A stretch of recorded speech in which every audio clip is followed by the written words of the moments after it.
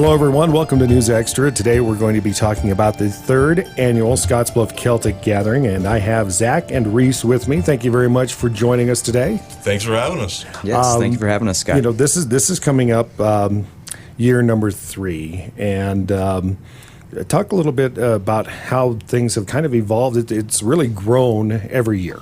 Yeah, absolutely. Our first year was a pretty small affair.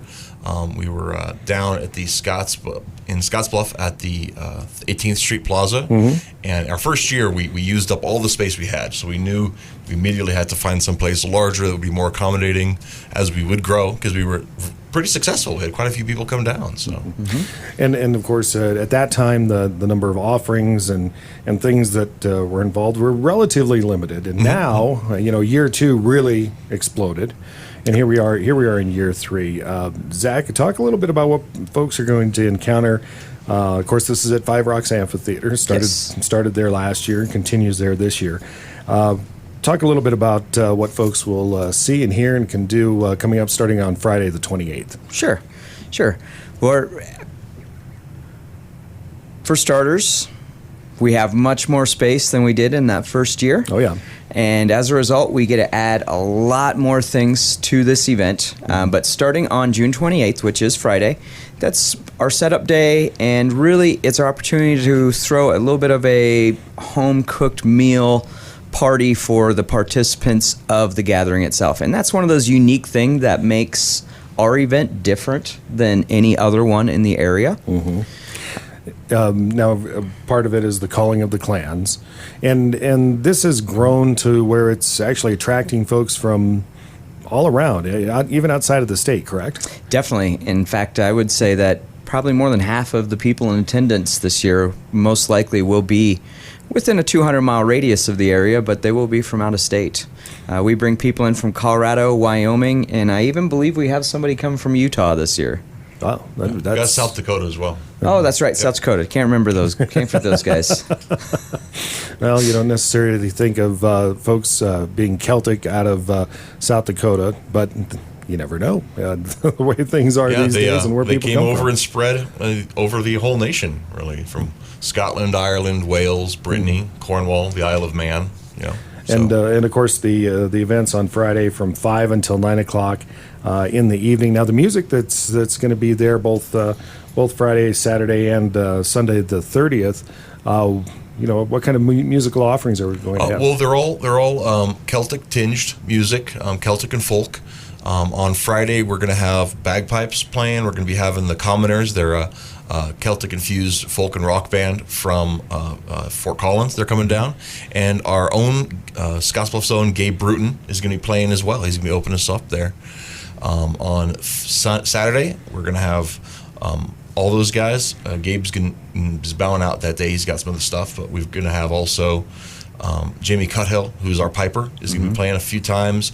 Averine is playing Once Upon a Tune, the Indigent Row, and there's someone I am forgetting.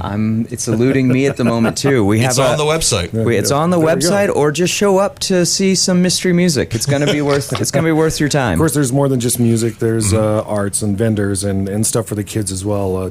A wide variety, correct? Just kind of describe what people will encounter in that respect. Oh, well, we're going to be looking at as far as the kids' activities. They have got some crafts and arts and kind of stuff, shield making and doing some traditional yarn crafting stuff that one of our participant committee members is putting together. Going to be pretty excited for that. We also got a bounce house is going to be there too. If your kid likes to jump around on things, there'll be some scavenger hunt style games that will go on throughout the entire complex as well. This really is, it's a family encouraged event. Of course, there will be plenty of fun to be had for us adults, but the kids are going to have a great time too. Yeah, especially for the adults starting at 9 o'clock involving Shots Bar and Grill. In the evening we're having our after party, and that's actually it's changed this. We just actually found out we're changing venues from Shots to the Oregon Trail Lounge. Oh, okay. Oregon Trail Roadhouse. I'm sorry. Oregon Trail Roadhouse. Roadhouse. That's right. And we're actually having 2 events that are going on there simultaneously, weather permitting. The Killigans from Lincoln are going to be playing playing. They're playing at the gathering. They're also playing at the after party. They're doing a full 2-hour set at the after party, and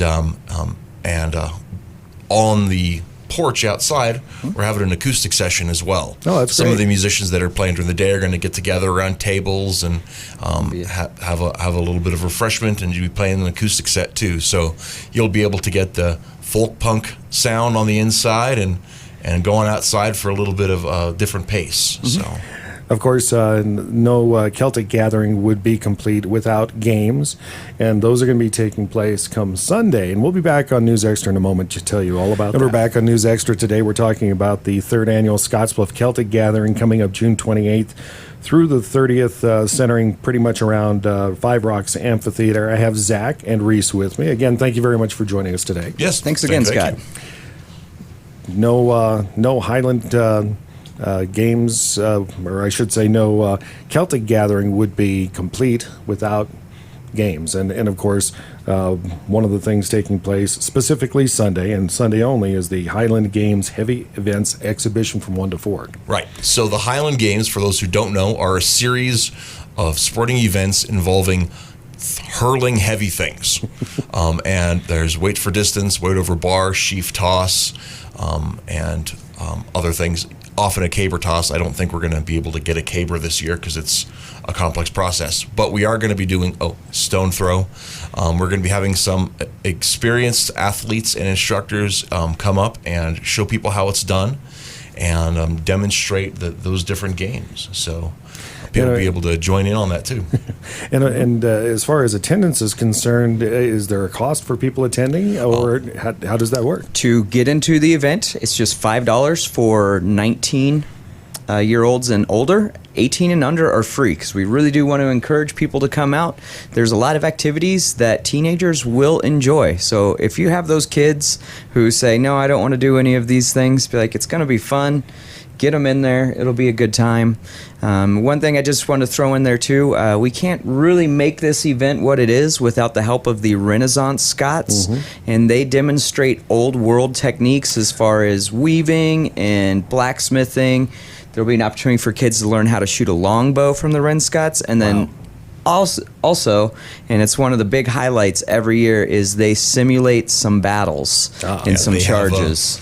They have the Wolves of Dungarvan, I think is how you say it. I'm probably massacring that, but they're an actual troop of medieval trained, medieval and Renaissance trained warriors who've actually studied different sword techniques and have actually gone to Scotland to do so. And they bring it back and they show it off in demonstration. And they also do little instructions and teach people, young and old alike, about a little bit of the things they've learned. So, and of course, an event such as this, you have to have sponsors to be able to put something on like this, and I'm sure you have quite a list of them.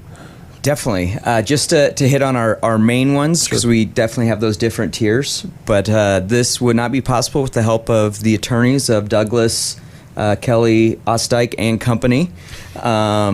Also, Great Plains Distillery has stepped up big this year. So if you come out and attend one of our 3 whiskey tastings, you will have a chance to sample a small batch American whiskey made right here in the valley. Oh, that's neat. Yeah. Very unique. Very unique. Yep. So that's the Scottsbluff Celtic Gathering that is coming up at Five Rocks Amphitheater from the 28th through the 30th. Gentlemen, it sounds like it's going to be a really good time coming up this coming weekend when it happens, and I encourage everybody to go out and enjoy themselves. Yeah, June 28th through 30th. Come on out. Yeah. Come on out. Schlante va. Zac, Rhys, thank you very much for joining us on News Extra today. Thank you much. Thank you, Scott.